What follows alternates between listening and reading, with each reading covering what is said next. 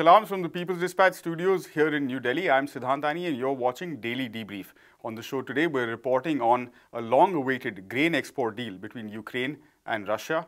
We look at Thailand, where a no-confidence vote has been survived by the Prime Minister, and the start of a historic Tour de France for women. First up, after months of global grain shortages, Ukraine and Russia signed mirror deals which allow Kiev to resume exports of grain through the Black Sea and also facilitate the movement of and payment for Russian wheat, which, although not under direct Western sanctions, have been impacted by restrictions on banking, insurance and other sectors. The agreement will allow grain currently stuck in Ukraine because of the war to move to its final destination, easing global food prices and helping millions stave off the risk of hunger. Russia and Ukraine together produce 30% of the world's wheat, and as we've covered before on the show, several large nations, including Pakistan, Indonesia, Malaysia, Bangladesh and others, import more than a quarter of their wheat requirements from these countries. Both sides attended the signing ceremony in Istanbul but did not sit at the same table.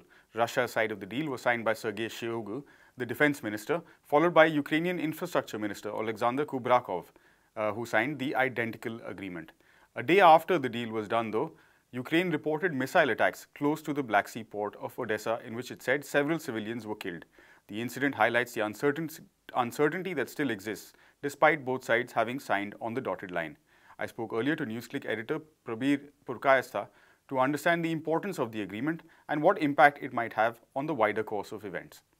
Prabir, good to have you back on Daily Debrief. We're talking, of course, about the same issue that we did around the same time last week, the food export, grain export deal between Russia and Ukraine.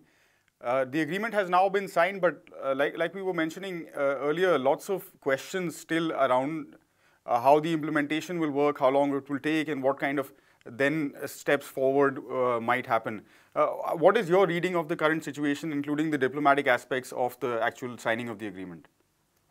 I think this agreement is at least a good sign that the food grains export both from Ukraine and Russia could start. This is a two-part deal that was negotiated in Istanbul. One in which Ukraine negotiated with Turkey and United Nations with respect of demining, at least opening channels in the mines that are there in the Odessa port, which is, of course, laid by Ukraine. And they also talk about some Russian mines, but really the issue has been the mines that Ukraine itself has laid down for what it says protection against any Russian invasion from the sea. So that will be done. Turkey will play the honest broker. It will inspect ships coming in, that they're empty ships, and ships going out, that they're really carrying grains. So that's the role Turkey plays. And also it will help with demining of the Odessa harbor. Not a complete demining, but opening channels in it so that the grain ships can go in and out of Odessa. There are about 40 to 50 ships stuck in the Odessa port. Hopefully, then this movement can start. Of course, still a lot of gap between the cup and the lip, mainly because there's at least 3 to 4 weeks that will be required for all this process to take place. The demining, opening the channels, how the ships will be escorted out of the harbor, how the checks will be done, all that still remains. In the meanwhile, we also have reports about strikes that Russia seems to have made on the Odessa port, according to Ukraine. And they have also said this deal is not worth the paper. But leaving that out, the second part of the deal, which is also grain exports from Russia, though technically Russian export of wheat or grains has not been sanctioned, it's also true that banks dealing with the exports could not receive or transmit the money, or they were afraid to receive and transmit the money because of the secondary sanctions that the EU had imposed, and also that ships and other services like insurance, those were also, again, not sanctioned for food exports, but it was fairly obvious that all services were under sanctions unless explicitly excluded. Therefore, banks, insurance companies, shipping companies are not willing to take the risk. So that seems to now have been relaxed. So that's why there's a two-part agreement, one between Ukraine, Turkey, and United Nations, and the other one between Russia, Turkey, and United Nations, so that there is no agreement technically between the two warring parties. So that has been the one part of it. Still, as I said, some time to see how this plays out, because there is at least 3 to 4 weeks before anything can happen. And as you know, 3 to 4 weeks in the world affairs is a very long time indeed. So we'll have to see how this plays out. Good portents for the rest of the world. That's why the grain prices, the wheat prices seem to have come down. But we'll have to see how this plays out. As we have seen in the past, nothing that is promised, nothing that appears should be the interest of both the parties and the world really turns out that way in actual practice. So yes, I think good beginnings at the moment. We were expecting it at least for the last 2 months. But yes, finally an agreement, and let's see where it goes. Just to take the context a little bit wider than just the grain agreement, yesterday at the same time that the agreement was being signed, we also got reports that Nord Stream 1, the gas pipeline, is back up and running and back to sort of the levels before this outage in terms of gas flows into Europe. On the other hand, today we are seeing from the Western media, particularly these calls based on reports of missile attacks, etc., of imposing sanctions or extending the sanctions to include Russia's food grain, wheat exports. So I mean, what, according to you, how is the wider conversation around a peace process going? You know, the wider conversation is yet not taking place. The reality is we are talking piecemeal about certain things taking place in the context of the ongoing war. The peace process is still not visible. Let's be very clear on that. Now, it is true that the sanctions were imposed by European Union and the Western powers on Russia, of course, the United States being the key player over there. And it's also true that the European Union depends a lot on energy supplies from Russia, both gas, oil, and coal. In fact, all three. It comes from, a large part of the supplies come from Russia. Therefore, it is not so much a sanction on Russia, but also sanctioning themselves, which they were willing to do. Now, having done that, it's also true that they have been badly hit. The prices of gas have gone up considerably, particularly for Europe. It's a huge outflow that is taking place. And Russia has been careful to supply Europe, but yet not let it fill up its complete storage, which gives them something like 3 to 4 months then of ability to withstand a complete sanctions on gas, a complete cutting of gas supplies. So given that they don't have the full storage for winter, which is the critical issue, Russia is also interested in giving them enough gas so they can run their day-to-day operations, but not have a surplus, huge surplus by which they can say, okay, we don't really need it for 4 months, so we are willing to wait it out. So I think that's where it is at the moment. There's a lot of panic in Germany particularly and other European countries that Nord Stream 1, which had been taken out of maintenance, would not come back on stream as it was supposed to do on 22nd. It did come back on stream, and they have gone back to supplying what they were before the outage took place, the maintenance outage. And the reason they are saying they're supplying at 40% is, of course, that the turbine, the gas turbine, which had gone to Canada, the Siemens gas turbine, has now reached Germany. But the paperwork between Germany and Russia is still not complete. Both sides are blaming the other side.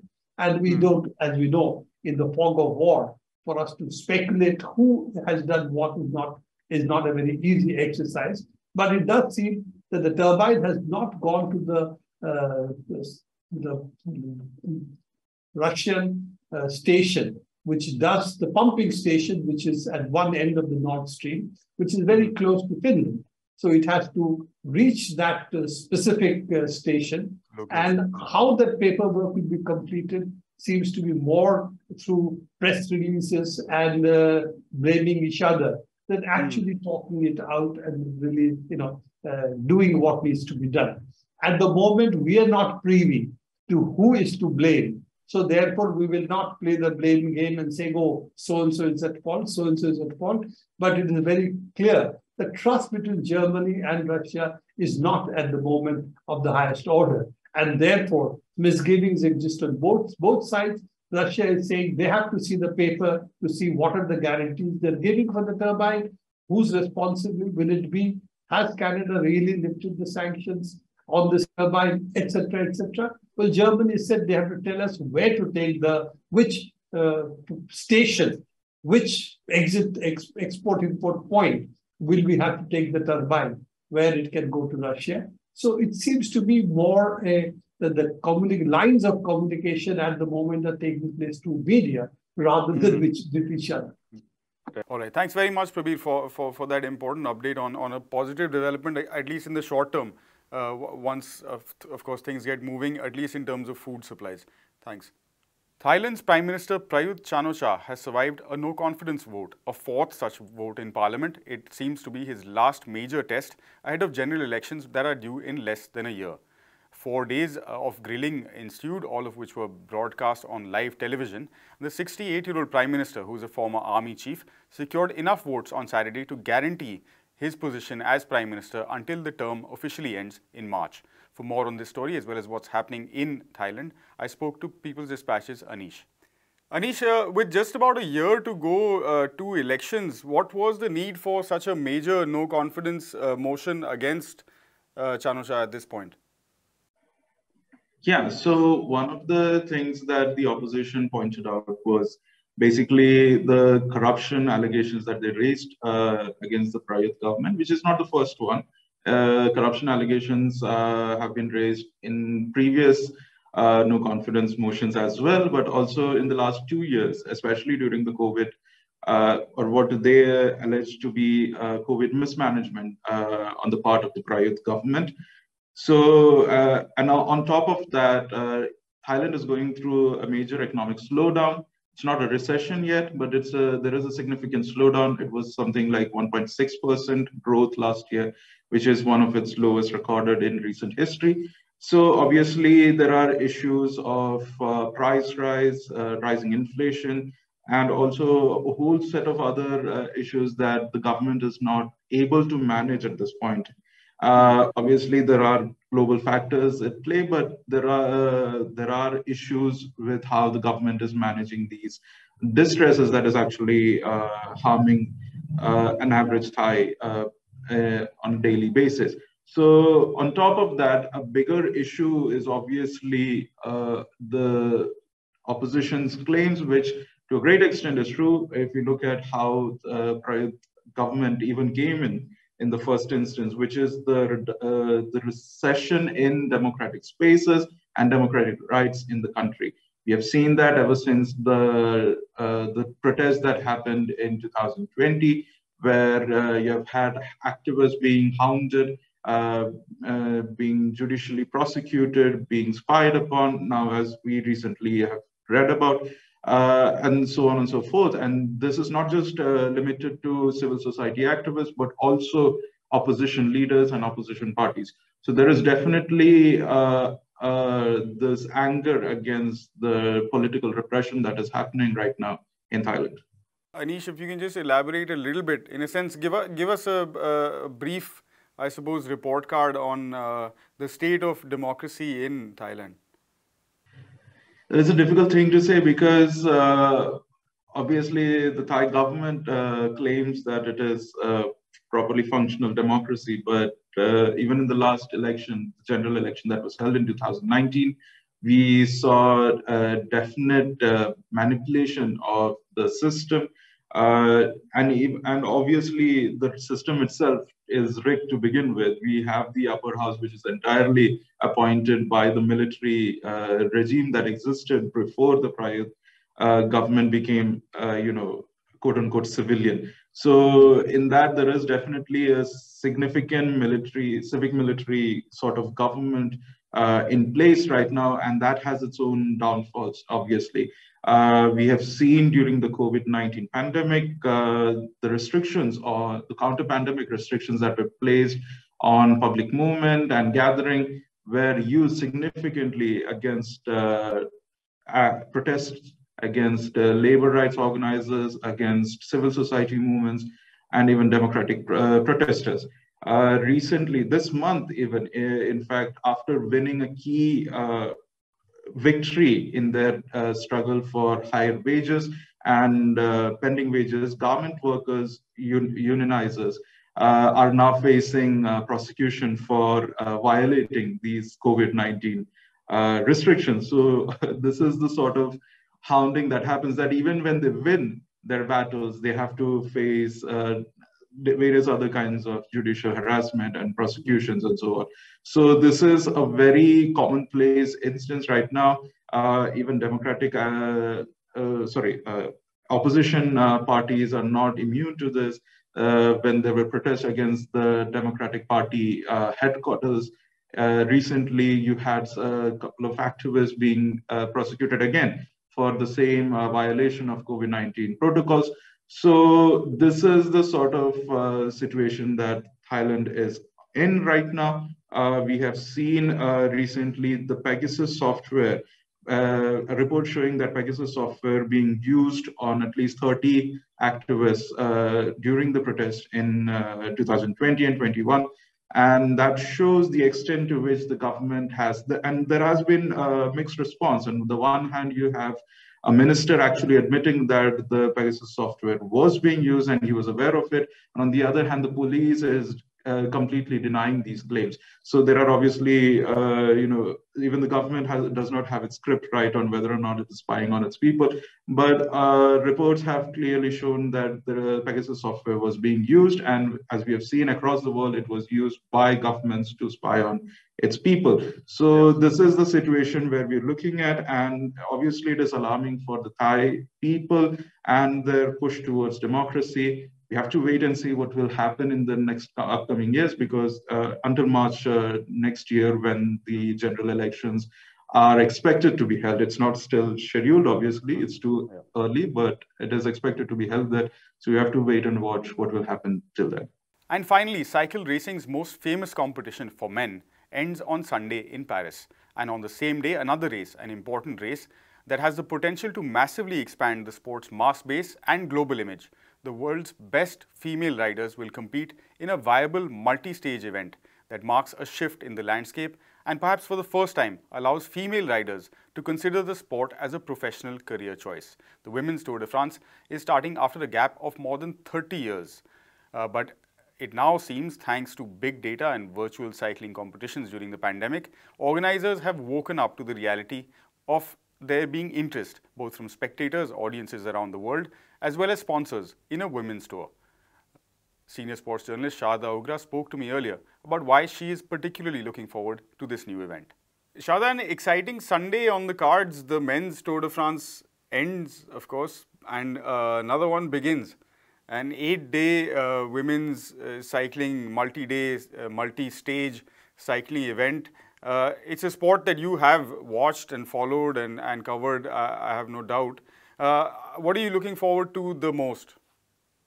The fact that the women are back racing in the Tour de France, there will be many in your audience, and you included, who don't remember 30 years ago that there was a multi-day event for the women, and then sort of died out after about 5-6 years or so. So the fact that they're back is fantastic. I don't think there's any doubt that the riders that are there will be as competitive as the men. Hopefully all the other scandal that goes around the men's sport will not find its way here. There has been so much of this corporatization of the cycling teams, and literally it's become like this vast, gigantic corporate, sports industrial complex kind of exercise. And you would want the women's Tour de France to return to what the Tour de France romantically was. It was named, you got a yellow jersey because that was the color of the newspaper that first launched this event, and all those wonderful things. So let's hope we can sort of dial back and get back to the essence of what it was. Cycling at one point got called pharmacy on wheels. And you want to break away from that again. And maybe getting the women into this is a very calculated, let's say, PR move, but it's great that the women are competing. And it's really absurd that given everything, it's taken them so long to do it. Yeah. You're mentioning the sports industry likes. The organization that has been the long-time sort of administrator of the Tour de France, the Amaury Sports Organization, said that they understood the viability or the audience for Women's Tour de France. After looking at the television figures for a virtual race that was conducted by a company called Zwift during the pandemic to help cyclists sort of get back on track and, of course, to promote their own technology. Are you surprised? Without access to big data, are you surprised that there is an audience to watch women's sport? I'm not at all surprised that there is an audience to watch women's sport. And the fact that they've needed so much data to arrive at it, they've needed COVID to arrive at it, you're thinking that, it's so obvious. Again, I'm going back to sort of my age when I'm saying that people don't remember that the first women's marathon was only held in sort of the 1980s or in 1984, I think, in Los Angeles, if I'm not wrong. And you're thinking, what? Why did you stop? And now we're discovering that women are much better ultra runners than men are, and all these other things. So why would women not be? Why would no one want to watch women's Tour de France? Very few times, as an amateur watcher of the Tour de France, I'm not watching the cyclists. I'm watching the cyclists, but all the background is so beautiful. The camera work is so great. The production qualities are so superb that whether they're men or women on the cycle, it doesn't matter. They can be doing whatever. The television production itself is a splendid and a beautiful thing, and that's what gets all of us interested to watch it. I mean, it is in Formula One that a lot of us can't drive a car and we watch it because the excitement of the cars and speed and all the rest of it is the same thing. As a television product, is great. Whether you put women in the car or women on the cycle or men on the cycle. And men on the cycle have only produced bad news, so please bring up the women. Finally, Sharda, there's a lot of women's sport going on, particularly football. You had the recently concluded CONCACAF championships in North America. The Euros are on. Before that, it was the African Cup of Nations for women. Are you seeing sort of globally a trend towards at least the men in suits who are running these businesses understanding that there is actual real, not just sporting, but also perhaps in this context, financial and economic value to it?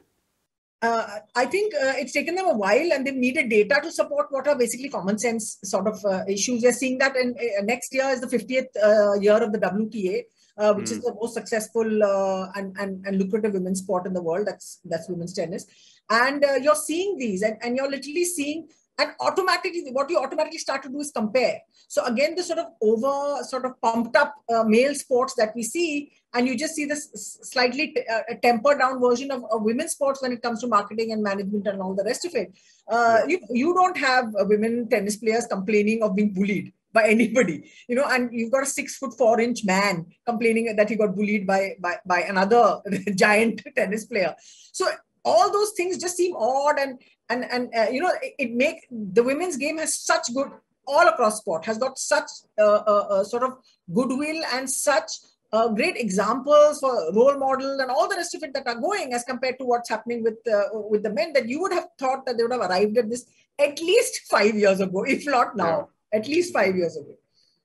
Thanks very much for your time, Sharda. We'll, of course, I think, try to hit you up next week for a bit of a football chat, a roundup maybe of all of these events that are going on. But until then, thanks as always, sorry. And also, I'll just say a quick goodbye. That's it for this episode, actually this week's episodes of Daily Debrief.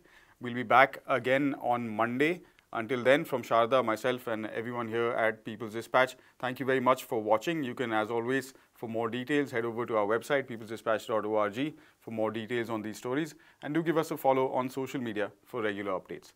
Goodbye.